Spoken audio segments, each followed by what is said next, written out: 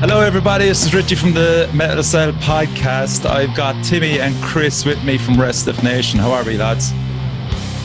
All good, all right, Richie. Really good. Thanks for having us, man. This is great. Yeah, I'm delighted to get you on eventually. I knew that some stage in the next few weeks that I can catch you, it was a shame that I actually didn't get to see you in person. I would love to see you play a live gig actually down Cork. Have you got down here much to Cork? Yeah, we've played a couple, haven't we, Chris? Or maybe was it just the two in Fred Zeppelin's to date, maybe, or have we more than that? Yeah, I think it's just been the two. I think we've both been down there for different stuff, but as Restive Nation, it's only been the two times. But they've actually been amazing. Yeah, and it's always just the absolute mega crack going out to Cork. We absolutely love it. And we were scheduled to play in Fred's on June 28th during the summer. We're kind of planning around the time of the release of our EP to play a few shows, and we were supposed to come down and play, but obviously shit happens, and it's such a pity, but hopefully that can get rescheduled, And how many of you were going actually down for that one? Were you all up for it? Were you bringing the 7? Yeah, I think it was everyone was up for that. Everybody was on board, yeah. So unfortunately, it would mean having to get like a second car, but I'm sure we would have been able to. Good luck with trying to find parking for that down in Cork. Yeah. Me, especially around Fred Zeppelin's. I just feel sorry for some of the lads there. Yeah, exactly. I just go, oh my god! Even Grey Stag there, they came down before all this shit happened, and I was supposed to. I actually did. Yeah, I interviewed him in Fred Zeppelin's, but I was fucking waiting for ages, and in they came with big stressed heads, and I'm trying to find freaking out. Yeah, because they really like that little kind of, you come over the bridge there and there's nothing there, like, and you pull up outside Fred's, and it's a high, it's a very tense situation pulling up on that path and getting everything in, like, people, the passersby don't appreciate that, No, they don't understand. No, they don't. Jesus Christ. But it's a pity, man. It is what it is. We're not even sure if Fred Zeppelin's going to be open again. I just seen that post there. Yeah, it's extremely worrying when you see stuff like that happening, especially for the likes of us. We really make our we kind of cover our ground playing places like that. Yeah, like, I mean, like it was about measuring decibels. Ridiculous, Fuck's sake, Jesus Christ! Back when I was even a DJ, you didn't give a shit about that once people were dancing, But I mean, if you've got like health and safety coming in now with measuring the voice, saying no, it's contributing to COVID through the sound because people are shouting louder. Oh yeah, fuck me, like that's a different rabbit hole altogether. Yeah, looking bleak. Yeah, I don't know, but anyway, we'll forget about that. How did the two of you meet up, and how did you get into this form of music? Let's start at the start, lads. Cool. Well, yeah, actually, this is kind of cool. So, like, I used to own and run a rehearsal studio in Dublin called Muzzle Music, and it was a very, very popular place. And Chris first started coming to Muzzle when he was in the BCFE rock school. Am I right, Chris? Would that have been your first? 2010 or 2011, one of those years, I think. How old were you then, lads? I was 18. Who? Okay. Timmy was I opened the business in 2009 when I was 24, so I'm 35 now. So there's a few years between myself and Chris, but Chris was coming in and out of the studio, and Tony was as well. Tony Carberry, who is now, cool. he's the Coma guy and now a fully fledged member of Restive Nation, which is deadly. But the two boys were coming in. Were you in a band together at that time, Chris? Was that the crack? Yeah, we were in like a heavy metal band called Section 8, but and then I was also, but as soon as I heard Tony, I was just like, right, definitely stick in with him. But we were coming in and out of that studio all the time. Yeah. So you kind of start to get to know people, and then a couple of years into the studio, we decided to open up a little music school on Saturdays, and we needed a guitar teacher, and there was a guitar prodigy coming in every week in the form of Chris. So he was like the first guy. Do you remember that, Chris, actually, when I came into you in that room and I asked you if you'd be up for being like the guitar teacher in Muzzle, we were thinking about doing lessons. Do you remember that? It was cool. Yeah, I remember. I've never jumped on. I was like starving for, I had no money. I had no job. I was in, my first year in college, and everyone's like, Jesus, you're going to have to get a job. Stuff's going to start happening. You're going to have to get a job in the shop. I was like, bollocks, no, I don't want that. And then next week, Timmy offers me a job. I'm like, yeah, you can go. Oh, the shop can feck off.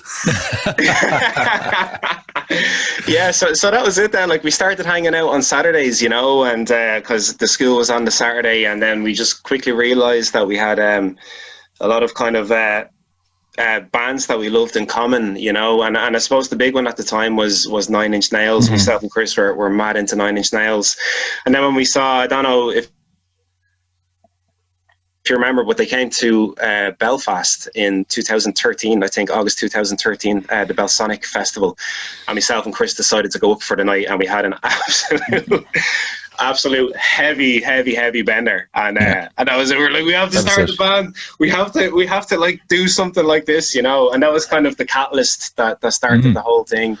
And I think it was then maybe early the following year, 2014, that we actually decided to actually really get it going. And but I mean, I suppose, Timmy, you'd plenty of contact with musicians moving in and out of those studios as well. Like, was it easier to?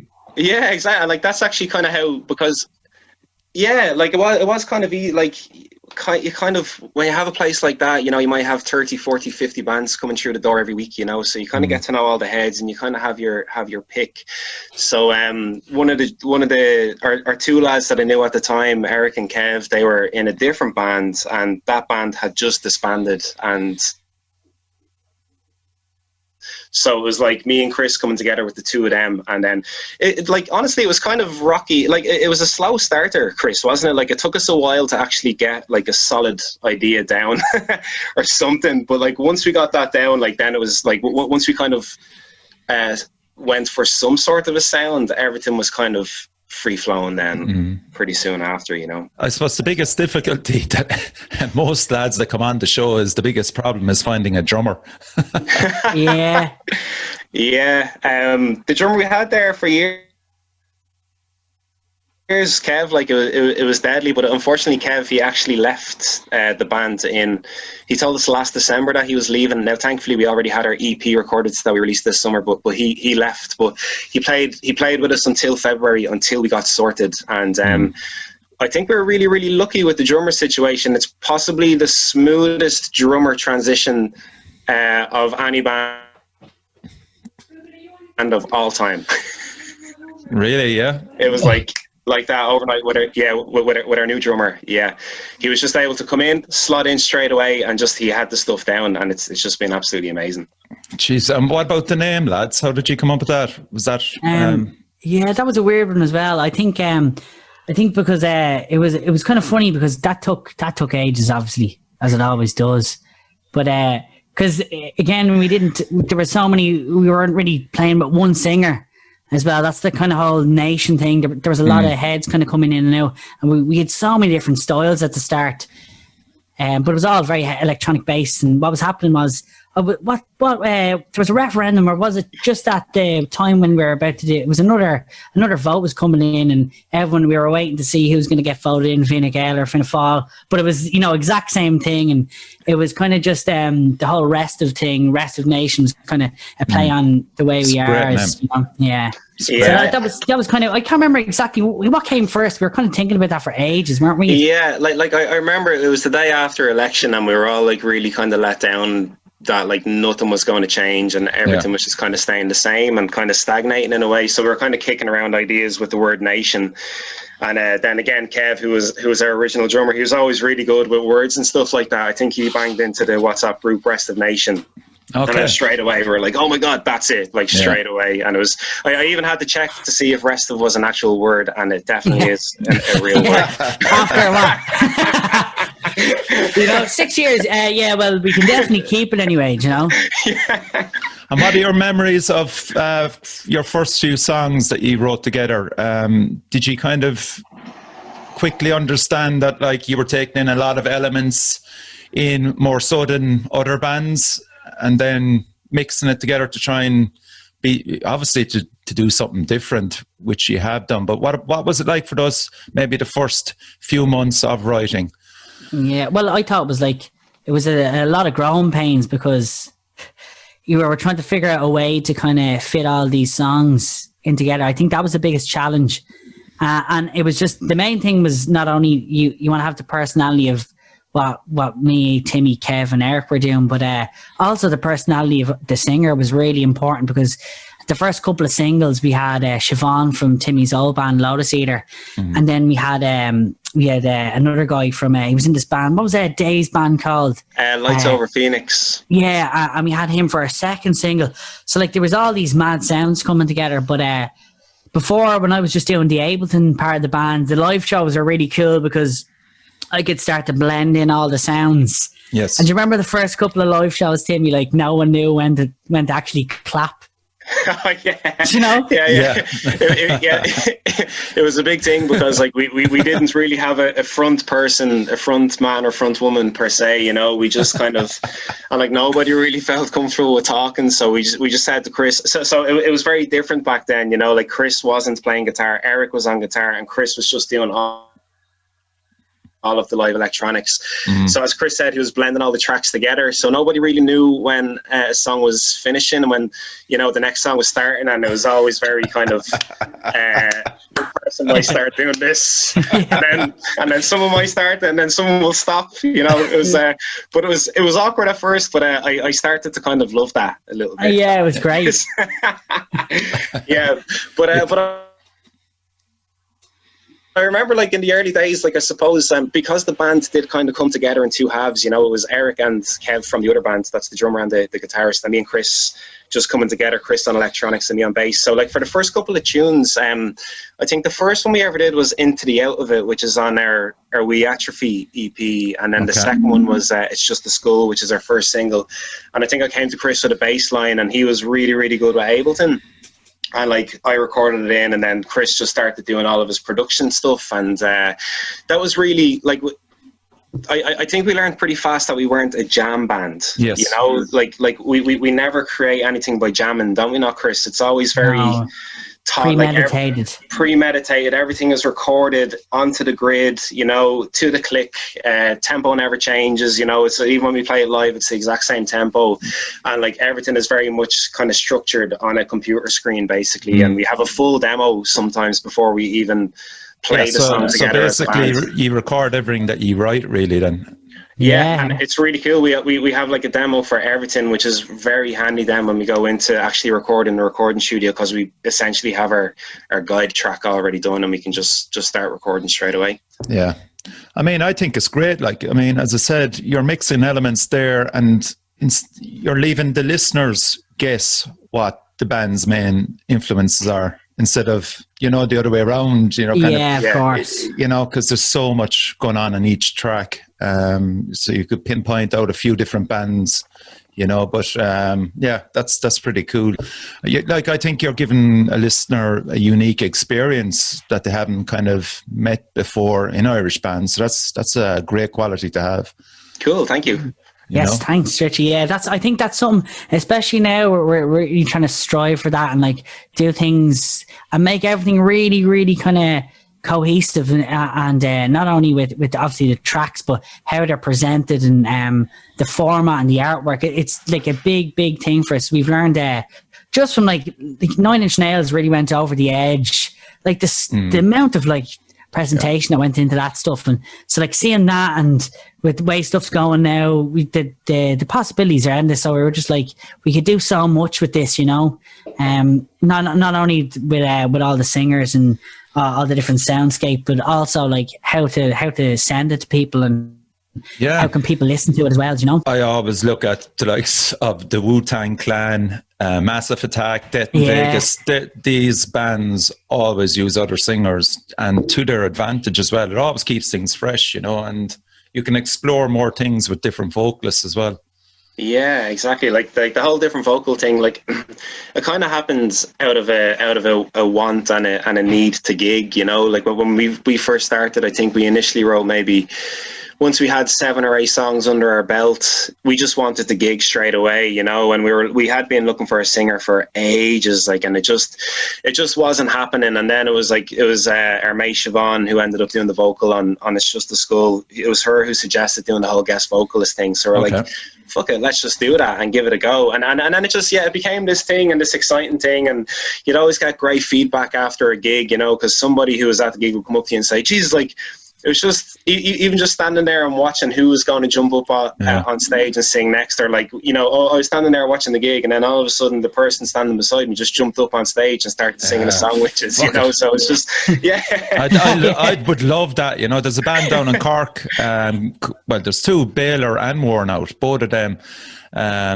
have guest vocalists coming in and off. Well, literally they're crowd surfing on and crowd surfing off. You know? Class. And it's fantastic. You know, again, it's fresh. It keeps everybody on their toes as well. But like, what are the challenges then of working with such a bunch of diverse characters?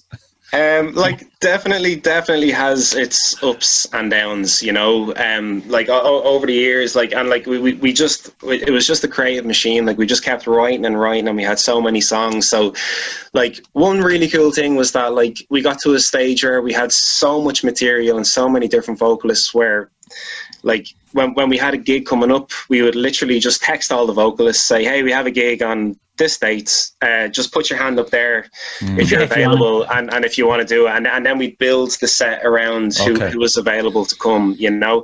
And that was really cool. So every single time you're essentially playing like a completely different show, you know, which was great. But then obviously there were some times where we couldn't get any vocalist at all and we'd end up having to kind of wing it a little bit with like an instrumental set, or like Chris got really good at doing kind of almost like a live remix where we had like the vocal track running on Ableton, and Chris would be kind of glitching it live and kind of triggering different parts of the vocal and stuff like that. That's actually cool. That's another way around it.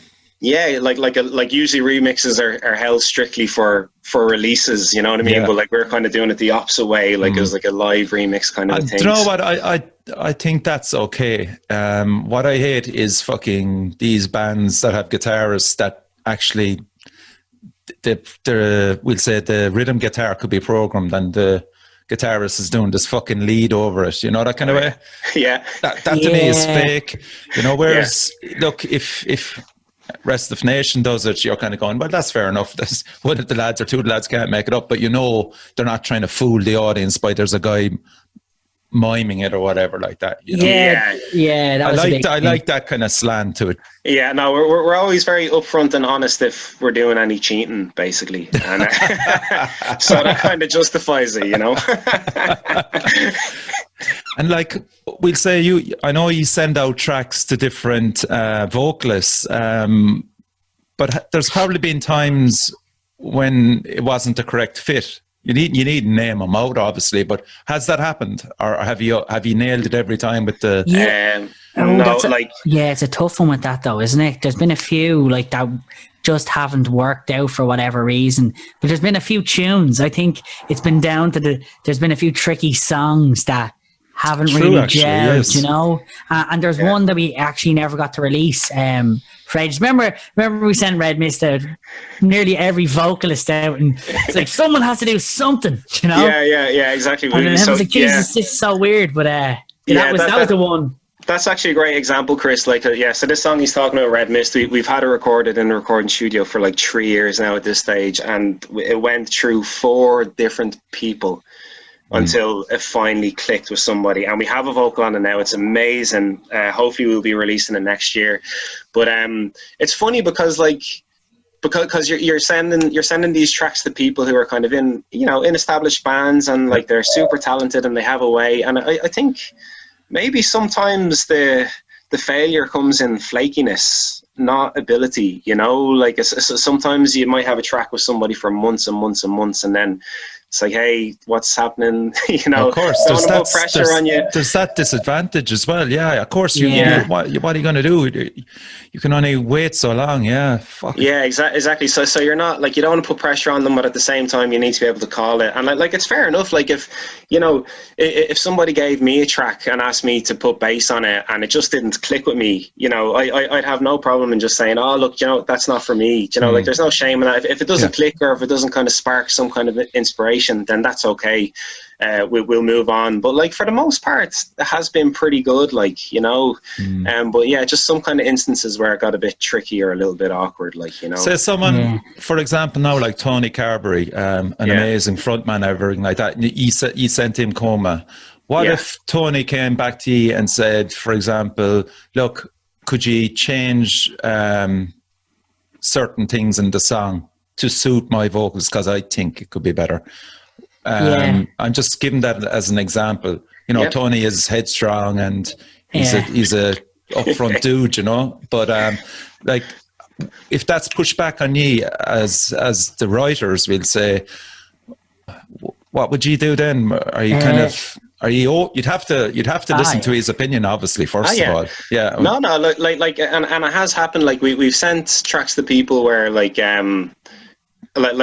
it's always kind of a similar email. It's like, look, if you need anything chopped, you know, lengthened, shortened, if anything needs to be switched around, that's okay. Because to us, it's like literally, well, to Chris, he's opening up the Ableton session and it's like literally copying and pasting or chopping and changing. Do you know what I mean? We can just snip a bit out, no problem. And like, if they come to us and then we try their idea and it sounds great and it works, like Cliff's Edge, I think, is a great example where John, who did the vocalist on that, he requested like an extended section in the first verse. We did that and it sounds deadly.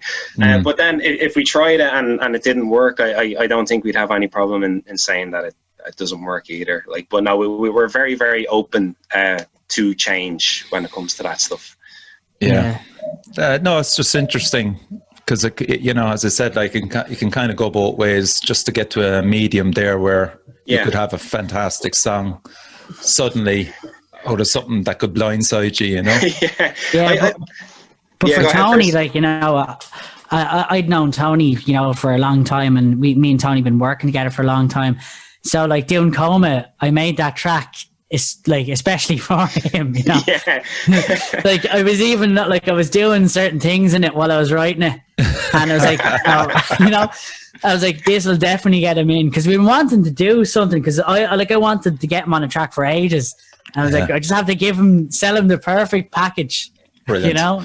And that was wrote in 2017. Like, that's a really old song. It is. It's been like our big kind of our big set finisher for a few years now. Like, we've been kind of playing that live at the end of the set, and so that was 2017, and then I think we went and we tracked the music of that in 2018. Chris, am I correct in saying that? Or? Yeah, we had to just sitting in the pot for ages, you know. Yeah, because it didn't make we a trophy, which would have been the obvious choice. Yeah, I think at that stage we just hadn't quite. Yeah, I think it was just after that EP came out that we went in and we actually tracked it, and then maybe at the time we were thinking, like, because we've always known kind of how strong of a song that is. Like it really is. Like, it's definitely one of the fan favorites, you know, and it has done so well for us this year, and so I think we might have been kicking around the idea of maybe releasing it as a standalone single, but then there's always this kind of fear, you know. It's like, when is the perfect time to release it, you know?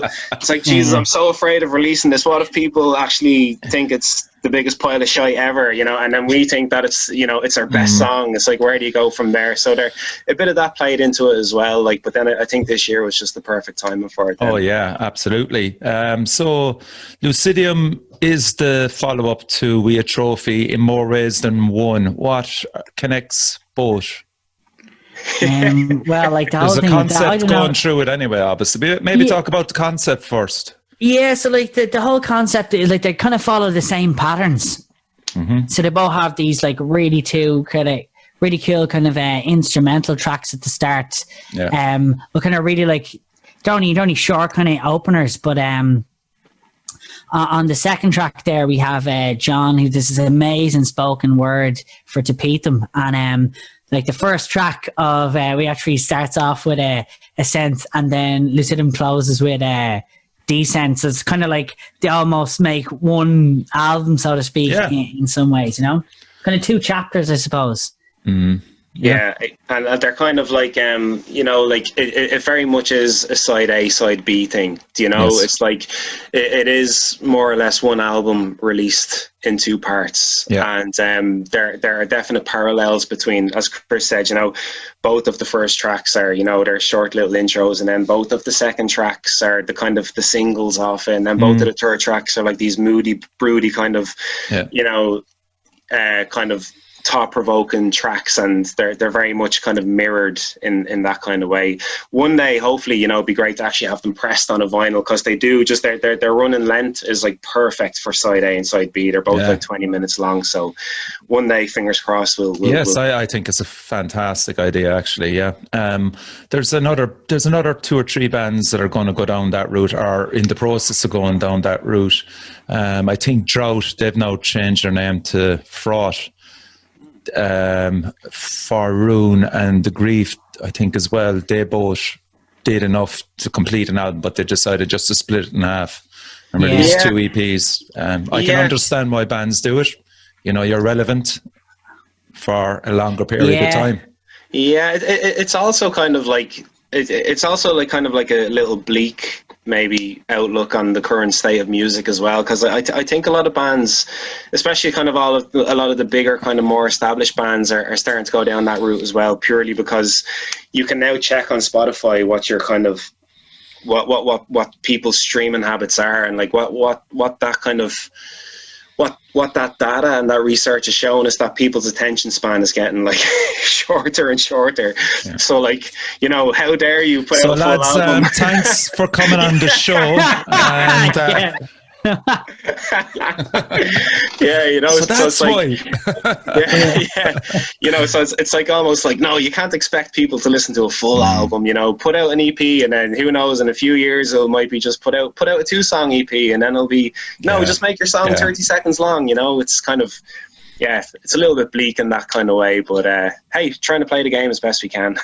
Definitely. I mean, like, so how does one market Restive Nation really? Because I know bands hate being put under this one label.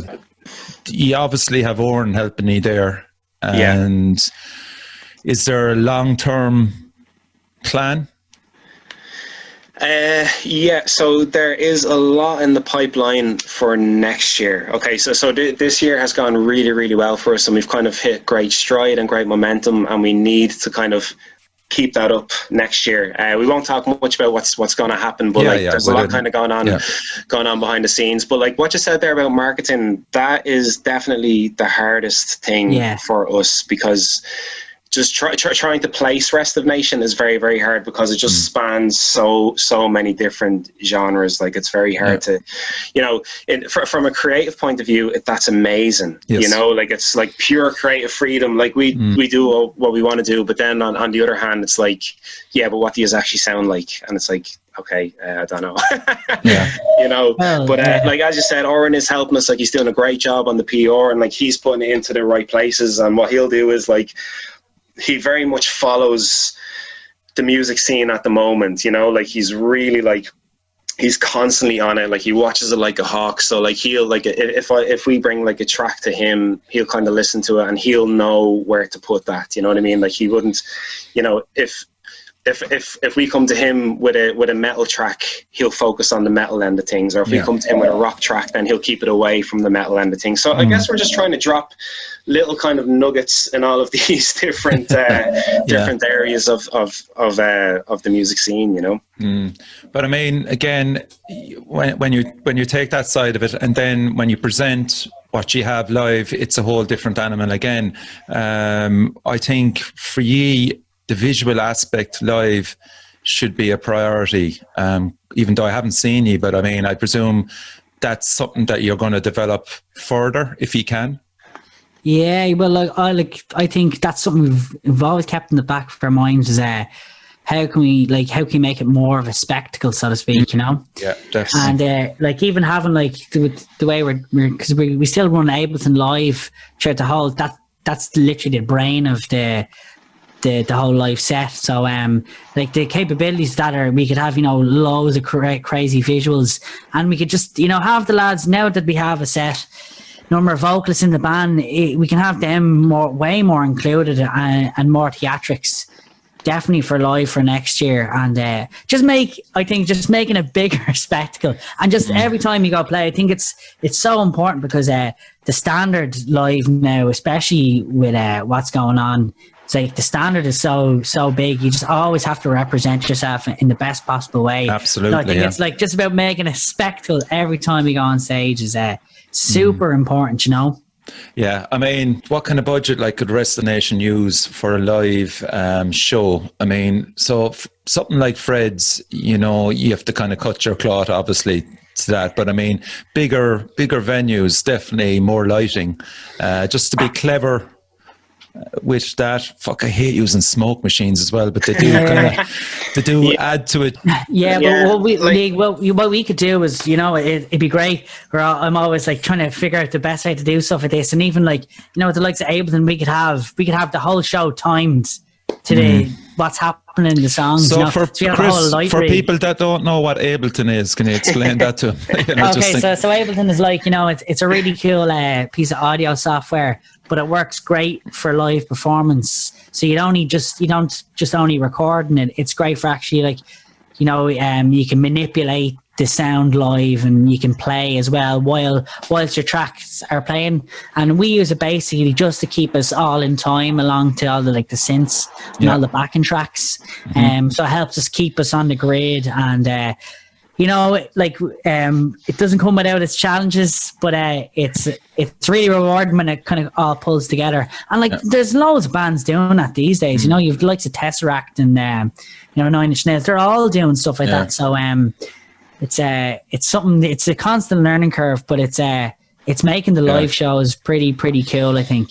Yeah. And like the kind of latest edition of Ableton like lets you actually trigger visuals in time to the music as well. Okay. You know, so this is, and I think that's something like well, the first time I saw it done was when we opened for Mortis. Like 2 years ago. So we were watching him. He was on stage, you know, and we noticed that his visuals behind him were all changing to the kind of beat of the music, and it was only him on stage, so we had to go up to him and kind of wreck his head. Wreck his head while he's there in full costume, full goblin makeup. You know, we're like, how do you make? How do you trigger your visuals, man? Poor fecker, you know, over here for the night. I hope he bought him a pint afterwards. Jesus Christ. But he was a lovely dude. He's like, oh yeah, like it's all triggered off Ableton, and like he showed, you know, it's gas. Like he has this big kind of elaborate kind of gothic setup, and then behind it's all these electronics like laptops and stuff like that. You know, so he was able to kind of give us a little bit of advice. But he was a cool dude. He was nice. He was very kind of accommodating. You know, I saw it. A great example of it, actually, and it was probably a year and a half ago, was Gary Newman. He played the Olympia.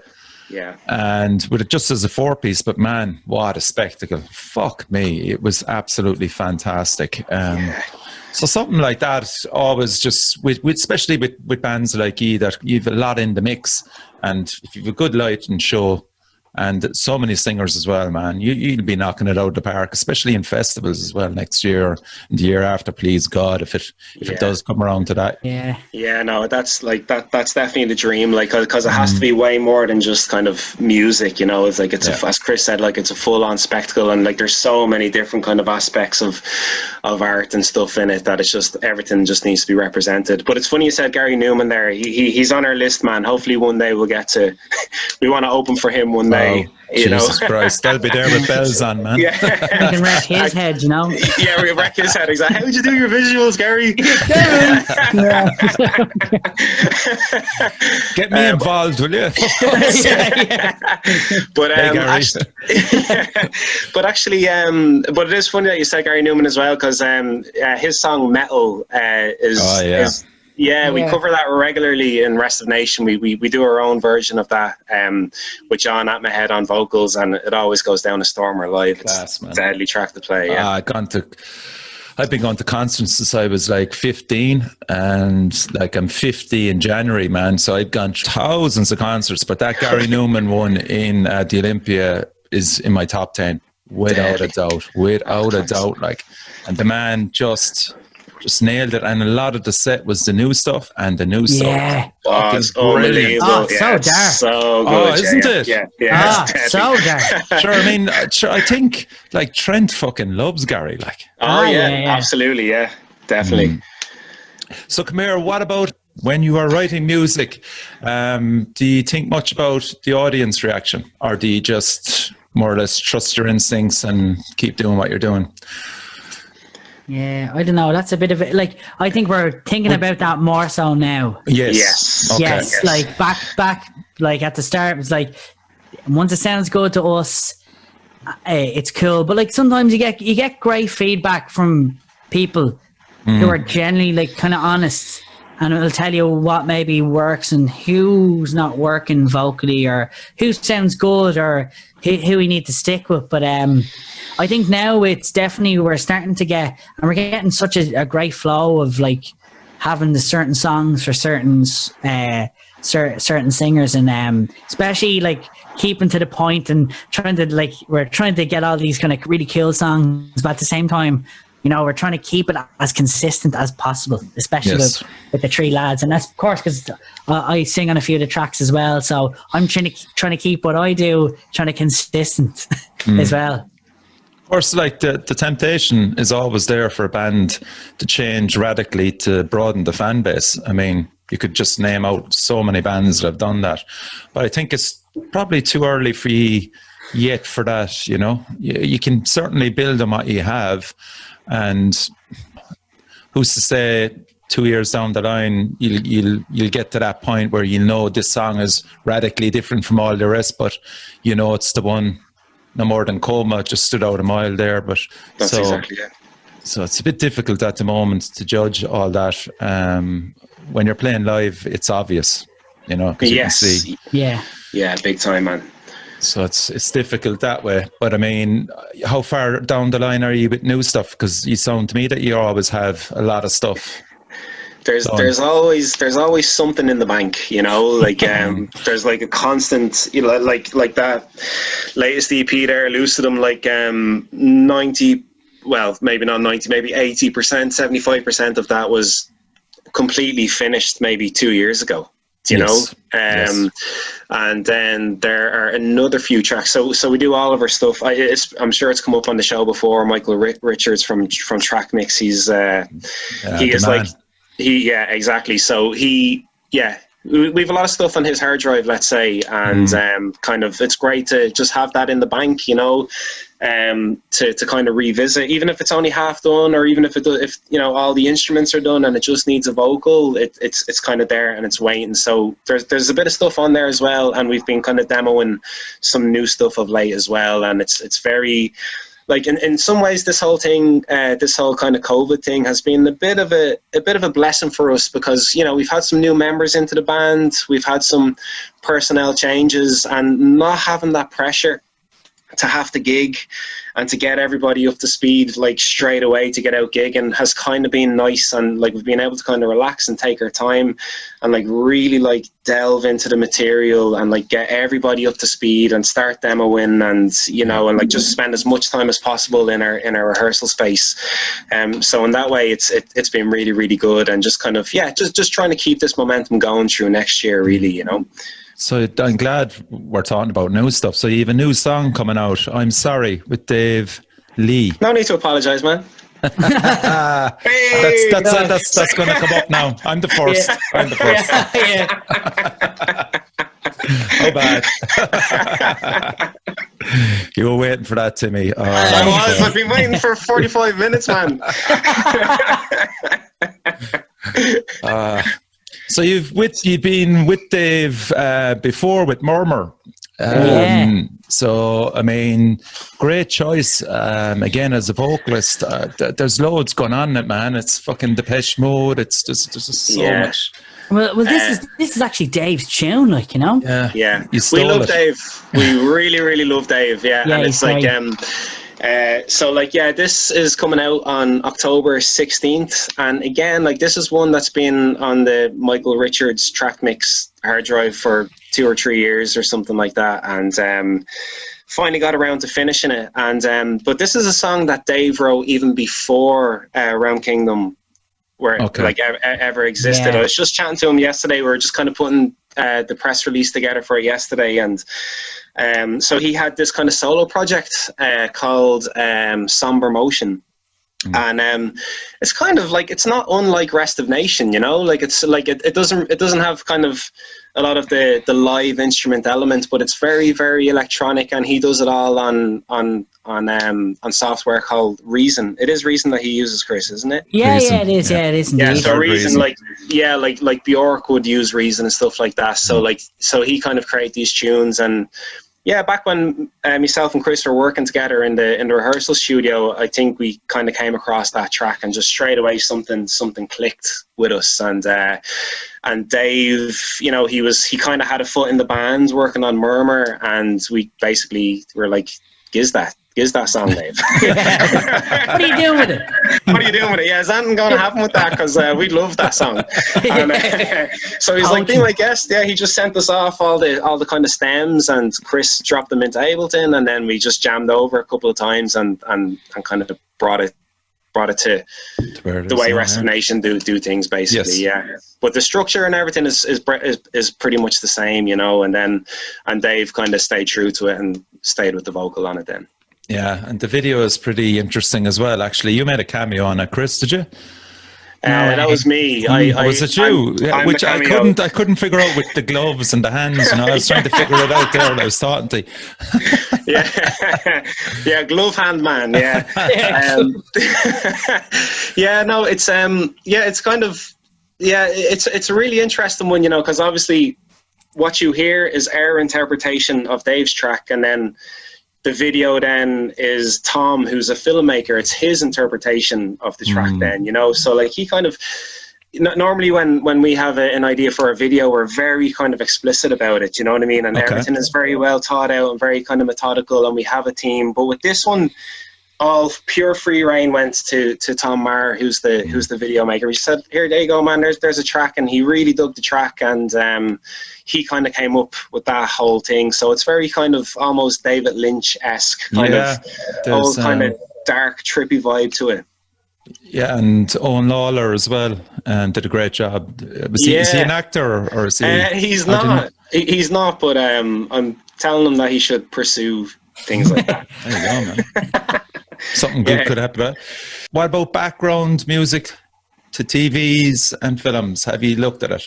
Yeah, we're actually at the moment we're involved in Avant Music Port, so they kind of handle licensing all over Ireland and stuff. So they'd get a lot of Irish acts. So this is something we've wanted for ages, and we've had a few things. Like I would do like a lot of sound design. I'm starting to do a bit more of that for like animations, and we've recently just had our track Cliff's Edge on one of my friends' animation. It was called Agony Ant, and it's really my mate Sean is this amazing animator. He's in this band called Vernon Jane. Oh yeah, he just did, he plays sax, but he's just really gifted animator, and he's won tons of awards. But that last one, the Agony Ant, just the Cliff's Edge track fits so well with it. So, as soon as he asked for that, I was like, yeah, take it. Yeah, but it's definitely something that we want to explore more, Richie, you know, because like there's definitely like that's one of the few ways in music that you can actually make a bit of money, you know. So, and like a lot of our stuff, especially a lot of our earlier stuff, which is more kind of soundscapey vibe, would be pretty perfect. So every time we go in and we record in the recording studio, we always make sure to get 2 versions. We get the full proper version, and then we get an instrumental version of everything as well, and then we're part of that Avant music port thing, so everything's listed there, and so hopefully someday something will get pulled. And that's interesting. The Avant music port. How does that work? Can directors and can all over Europe? Is it open to worldwide? And how is it marketed? I think they're mainly kind of they mainly kind of scout Irish productions, don't they? Okay. Well, are in Ireland and the UK, but I think the catalogue is open worldwide. Would I be right in saying that, Chris? Possibly, yeah.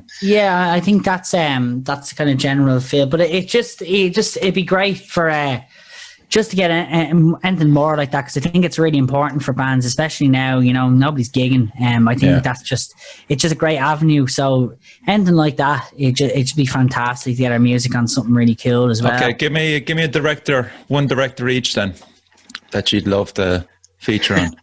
Oh God! Movie. I think I'd love to, just for the shock factor, maybe like Tarantino or something like that. Just get like one of the weird tracks, like one of the really obscure tracks on a mad Tarantino movie or something. I'm disappointed. I thought you'd name some Danish or Swedish obscure director. Something set in winter. yeah, exactly. I myself, I've already mentioned it, but I'd love to something on David Lynch. I think would be absolutely perfect, especially like Is he even making movies anymore, man? Yeah, who knows? But I definitely think if he heard Restive Nation, he'd like it. I've got to give myself that. What's the director that did Drive and all those? That director is a pretty cool director. Place in the Pines as well was another one. I think, is it Ryan Gosling? Ryan Gosling. He's kind of used him in a lot of his movies. I don't know what he's directed. He's good in those two anyway. Like Place in the Pines was really good as well. Yeah. But, we leave it in as far as David Lynch.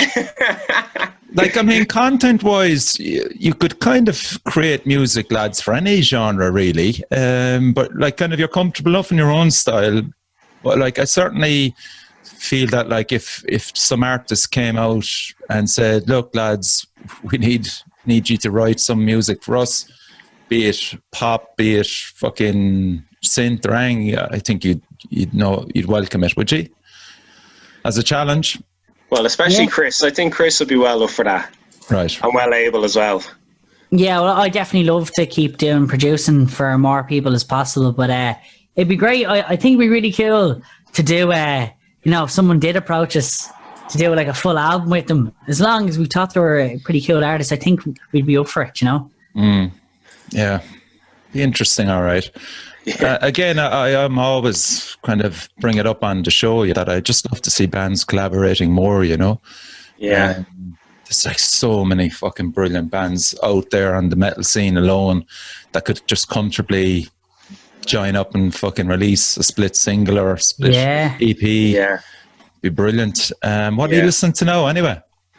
What's on your playlist? New Deftones. New Deftones. Yeah, it's fucking amazing. Yeah, it's so good. Like, and there's that one on. I don't know if do you know Jamie Lenman? Ever heard of Jamie Lenman from a band called Reuben? In the 2000s. I've heard of Reuben. Yeah, my son is named Reuben, and I've actually checked that band out. Yeah, funnily enough. Yeah. Yeah, they were like a big MTV2 band, but they came at a really bad time when CD sales and physical sales started to plummet, and they just basically had to go and get real jobs, even though they were doing really, really well. They just couldn't sell. But both him and Deftones, they had albums out on Friday, so it was a great release day for me. Anyway, nice one, Chris. What about you? What are you listening to, Richie? At the moment, I am listening to a band called Candy. They're American hardcore, and another band called Drain. Courtesy of Evan from Worn Out. He's great that way. He's kind of figured out that I'm old school hardcore, but there's these new bands that are mixing kind of trash and hardcore. Like, because he knew I like Power Trip anyway. So he says, look, why don't you check out this and that? So Happy Days, I'm listening to the new Heaton album as well. So at the moment, it's predominantly metal. Yeah, but that's never necessarily so Chris, what are you? Yeah, well, I've been buried in Oren put this band called Sleep Token onto me last year, and I keep coming back to it. It's just, again, that's another band I'd actually really love for us to gig with, because I think they're over in England, so, but they seem to they're getting a really good following, but again, perfect savage blend of like electronic and really heavy stuff. But just to keep current, because I'm doing a lot of producing a lot of pop music, so I'm trying to listen as much as that stuff as possible. And some of it's great and some of it not so great, but